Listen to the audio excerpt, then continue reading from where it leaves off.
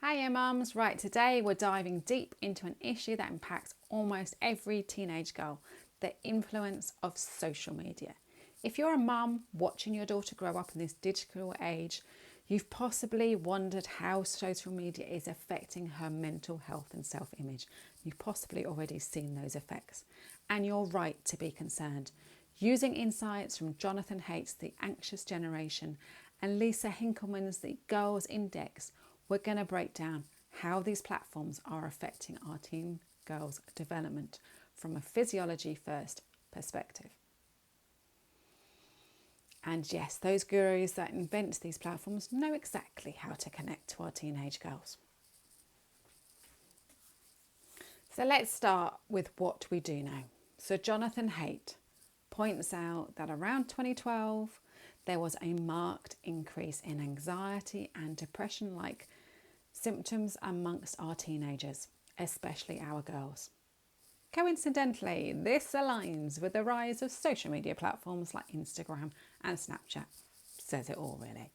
So why are girls more affected than boys? The answer isn't as simple as just the fact that they're on screen more often.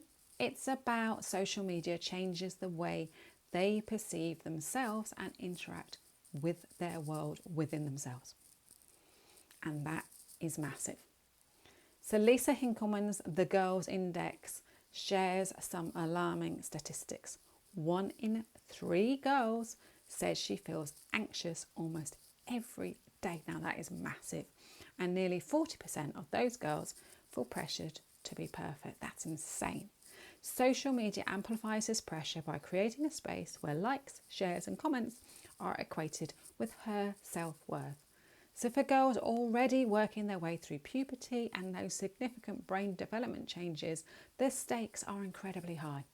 So let's consider how this ties into their physiology. How it affects them at their very core. So from a physiology first approach, the teenage brain is in a state of rapid development, as we already know, especially that prefrontal cortex that I've talked about time and time again, which manages decision making and impulse control. Add social media into that mix and you've got a recipe for chronic stress. Notifications and the need for validation trigger the release of dopamine, that feel-good hormone. And whilst that sounds positive, the over-reliance on this external validation can set up a constant cycle of anticipation and letdown when expectations aren't met. This can lead to the long-term changes in how their brain handles stress and self-esteem, and it's up to us and her to help her break that cycle. So now, why is this especially significant for our girls? Well, girls are more likely than boys to internalise their emotions, and this is due to their female brain, which means they often turn negative feelings towards themselves rather than expressing them outwardly, which means she goes into self-destruct modes of behaviour instead of physical. On social media, this can manifest as constant comparisons against other people, jealousy and body dissatisfaction. Imagine seeing highlighted reels of perfectly curated photos day in, day out. For a teenage girl trying to figure out who she is, this constant comparison can be toxic and soul-destroying as a mum. And it's not just an emotional response, it's a physiological one too. So prolonged exposure to these stresses can activate the body's fight or flight response. So that's, the saber-toothed tiger, possibly not there in front of them, but it releases cortisol. It releases adrenaline, the two stress hormones. And high levels of these two hormones over time can disrupt sleep, affect her digestion, and make it even harder for our girls to manage their emotions. This kind of stress isn't just a one time, it's layer upon layer, which influences their development and their ability to focus, learn and grow. Then there's the impact on their body image. Jonathan Haidt and Lisa Hinkleman both note that social media heightens girls' awareness of their bodies, often in seriously unhealthy ways. The constant exposure to edited and filtered images sets an impossible standard.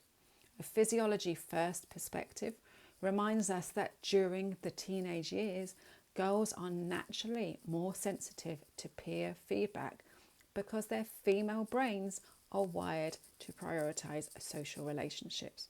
This heightened sensitivity combined with a platform that encourages that comparison is a breeding ground for insecurity and lack of self-esteem and high rates of anxiety. And what happens when girls start to internalise these feelings and these unrealistic expectations? They control. They try to control aspects of their life in unhealthy ways. So restricting food intake, restricting fluid intake, skipping meals, over-exercising, self-destructing behaviours against themselves, all to fit an ideal they see online. This isn't just about wanting to look a certain way, it's about trying to gain a sense of control in an environment that constantly shifts the goalposts. For some girls, this can lead to disordered eating patterns, as I said, self-destruct behaviours, or exacerbate conditions like anxiety and depression. So mums, before we dive into the practical steps that I want to give you so you can help your daughter yourself work through the social media landscape, I want to share something really important. If you're feeling the weight of supporting your teenage daughter throughout these complex challenges of the teenage years, I've put together a mum's survival kit just for you. This kit includes valuable tools like a mood tracker, which is designed to help both you and your daughter identify emotional patterns, connect more deeply, and build strategies into your life and hers to maintain that healthy relationship with social media and beyond throughout her life. It's a game changer, and I've used it with my own teenage daughter, and this is how I designed it myself.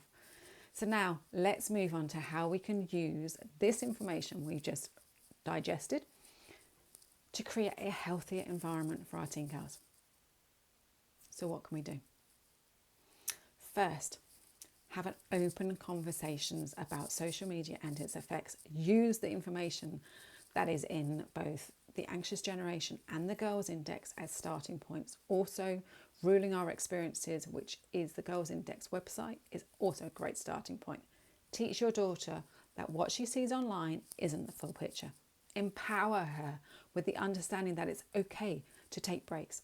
It's okay to unfollow toxic people. It's okay to disconnect. And as part of this, help her to establish healthy boundaries around her screen time. So encourage her to engage in activities such as my wonderful glow groups that promote positive body awareness and self-worth using the physiology first approach. For example, breathwork practices, regular physical activity that she enjoys, and joining those supportive communities with other like-minded teens around them can make a massive difference to her self-esteem and well-being. So for more information about the glow groups, check out the link below. And don't forget, model this behaviour yourself. When she sees you stepping back and managing your relationship with technology, she learns it's possible and beneficial for her. So if you're looking for more ways to support your daughter and share experiences with other mums going through the same things as you, topics like these and way more, who understand, join the Mum to Mum Connection. It's a space where we can come together, share challenges and uplift each other whilst learning strategies rooted in empathy, rooted in physiology and science. For more information, click on the link below.